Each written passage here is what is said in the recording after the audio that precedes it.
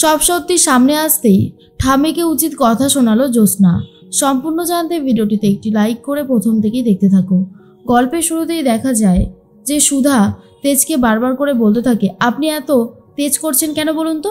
নামেও আপনার তেজ রয়েছে আর আপনার ব্যবহারেও। আপনি এখানে বসুন চুপটি করে। পায়ে তো লেগেছে, আমি ভালো মতন ট্রিটমেন্ট করে দিই, না হলে কিন্তু এরপর আরও ব্যথা বাড়বে। এরপর তেজ তখন বলে, কি দরকার আপনার এসব করার? আমি তো সেটাই বুঝতে পারছি না, কোনো কি দরকার আছে? সুধা তখন বলে, কেন দরকার নেই কেন? আর আপনি বা এরকম কথা বলছেন কেন? আমি তো সেটাই বুঝতে পারছি না। আপনি না সবসময় কেমন যেন একটু করেন। তখনই সুধার কথা শুনে তেজ বলে, ঠাম্মির সামনে আপনি এত বেশি নিয়ম কানুন মানছেন, আর কি বলবো বলুন তো সুধা? সত্যি কথা বলতে গেলে আমার আর কিছু বলবার নেই। যা হচ্ছে সেটা মোটেই ভালো হচ্ছে না, খুব খারাপ কিছুই হচ্ছে। এরপরই তেজ রাগ করে অনেকগুলো ওষুধ খেয়ে নিতে চায়। সুধা বলে, আপনি তো ভাতই খেলেন না, আর ভাত না খেয়ে আপনি এই সমস্ত কিছু খেয়ে নিচ্ছেন, এটা কিন্তু হবে না। তেজ তখন বলে, আমি জানি আমাকে কি করতে হবে আর কি হবে না। তার মধ্যেই তেজ যখনই ওষুধ খাওয়ার জন্য মুখ খোলে, তেজ তখনই সুধা তেজের মুখে ভাত পুড়ে দেয় আর বলে, একদম আপনি ফেলবেন না, খেয়ে নিন, ভাত না খেলে হবে।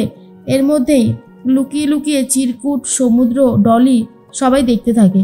আর তখনই চলে এসেছে ঠাম্মি। বলে, কি ব্যাপার, তোমরা এখানে দাঁড়িয়ে কি করছো? এখান থেকে সরে যাও। সমুদ্র তো সরে যায়। আর ঠিক তখনই ঠাম্মি এসে দেখে সুধা তেজকে খাইয়ে দিচ্ছে। যা দেখার পরে অনেক বেশি রেগে যায় ঠাম্মি, আর মনে মনে ভাবে, এই সুধা বলে মেয়েটাকে কোনোভাবেই আমি দাদু ভাইয়ের কাছ থেকে সরাতে পারছি না, এর জন্যই আমার আরও বেশি করে রাগ হচ্ছে। তার মধ্যেই সুধা তখন বলে, দেখুন মিস্টার বসু মল্লিক, আপনি রাগ করুন আর যাই করুন না কেন, খাবারটা আপনাকে খেতেই হবে। তার মধ্যেই তেজ বলে, এখন তো মনে হচ্ছে আপনি ইচ্ছে করে আমার কাছে এসেছেন। ঠাম্মি বলে, একদমই ঠিক কথা বলেছো দাদু ভাই। আর অন্যদিকে ইন্দ্রজিৎ তো চলে গেছে ইমনের মায়ের সাথে দেখা করতে। ইমনের মা তখন বলে, কি ব্যাপার কি, হ্যাঁ আপনি এখন এসেছেন? তখন ইন্দ্রজিৎ বলে, দরকার আছে বলেই তো এসেছি। আসলে ইন্দ্রজিৎকে শাস্তি দিয়েছিল ঠাম্মি। ঠাম্মির কথা না শুনে ইন্দ্রজিৎ সুধাদের পরিবারের বিরুদ্ধে কেস করেছিল, আর তার জন্যই ঠাম্মি ইন্দ্রজিৎকে শাস্তি দিয়েছে। কিন্তু ইন্দ্রজিৎ এটা কিছুতেই মেনে নিতে পারছে না। আর অন্যদিকে দোয়েলকে বিয়ে করতে চায় ফোনটে। ঝিনুক বাধা দেয়, আর ফোনটে তখন ঝিনুককে বলে, শোন, আমার আর দোয়েলের মধ্যিখানে যে আসবে তাকে কিন্তু আমি শেষ করে দেব। এই কথাটা ভালো করে শুনে রাখ, একদম বেশি বাড়াবাড়ি করবি না, তার ফল কিন্তু খুব একটা ভালো হবে না। এই দেখ, ওকে আমি মুক্তোর মালা কিনে দিয়েছি, ওর হাতের মাপ আমি জানি, ওর আঙুলের মাপ আমি জানি, কারণ আমি ওর জন্য আংটি বানাতে দেবো। তাই বলছি তুই এসবের ঝামেলা থেকে সরে যা, বিয়ে আমি দোয়েলকেই করব। তার মধ্যেই ইমন কথা বলতে থাকে আর বলে, কি ব্যাপার আঙ্কেল, কিছু বলবেন? আঙ্কেল বলে, হ্যাঁ আপনাদের সাথে আমার অনেক কথা আছে, যেগুলো না বললেই নয়। অন্যদিকে সুধাকে ঠাম্মি বকাবকি করতে থাকে আর বলে, তুমি আবার এই ঘরে এসেছো? তোমাকে বলেছিলাম না যে তুমি দাদু ভাইয়ের কাছে ঘেঁষবে না? তখনই সুধা বলে, ঠাম্মি বিশ্বাস করুন, আমি একদমই মিস্টার বসু মল্লিকের কাছে আসতে চাইনি, কিন্তু বাধ্য হয়েছি আসতে। আসলে উনি খাবার না খেয়েই ওষুধটা খেয়ে নিচ্ছিল, আর এটা আমি কিছুতেই মেনে নিতে পারছিলাম না। তাই আমি এসেছি ওনাকে এই ওষুধটা খাইয়ে দিতে, আর এই খাবারটাও খাইয়ে দিতে। তখনই তেজ পরে, আপনাকে আর থাকতে হবে না। তখন ঠাম্মি বলে, যাও, বেরিয়ে যাও।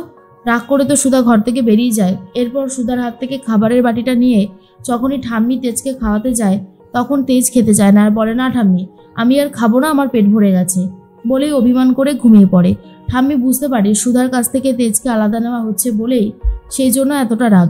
এদিকে তরিতা একা একা সব কাজ সামলাতে থাকে, যা দেখার পর খুব খারাপ লাগে সুধার, আর বলে, তরিতা যদি অন্যায়গুলো না করতো তাহলে হয়তো তরিতাকে এরকম উচিত শাস্তি দেওয়ার কোনো প্রয়োজনই পড়তো না। এর মধ্যেই রাত হয়ে গেছে। তখনই জ্যোৎস্না সুতীর্থর সাথে কথা বলতে থাকে আর বলে, সুতীর্থ, কালকে আমি তোমার সাথে দেখা করছি। তখন ঠাম্মি বলে, বাহ, একজন বিবাহিত মহিলা হয়ে তুমি অন্য একটা ছেলের সাথে সম্পর্ক রাখছো, তোমার সাহস দেখে আমি অবাক হয়ে যাচ্ছি জ্যোৎস্না। জ্যোৎস্না তখন বলে, কি করব, আমি একদম ঠিক কাজই করেছি ঠাম্মি। তোমার কথা শুনে ওই উজ্জ্বলকে বিয়ে করার চরমতম ভুল হয়েছে আমার। হ্যাঁ মানছি ওরা বড়লোক, কিন্তু ওদের কোনো রুচি আছে, কোনো শিক্ষা দীক্ষা আছে? কোনো কিছু নেই।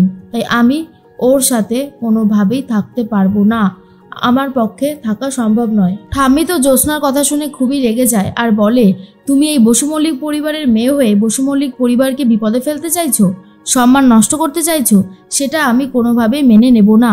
আর তখনই জ্যোৎস্না বলে, তুমি তোমার সম্মান নিয়ে থাকো ঠাম্মি, আর তাছাড়া আমার স্বামীর যখন অসুবিধা নেই তোমার এত অসুবিধা হচ্ছে কেন?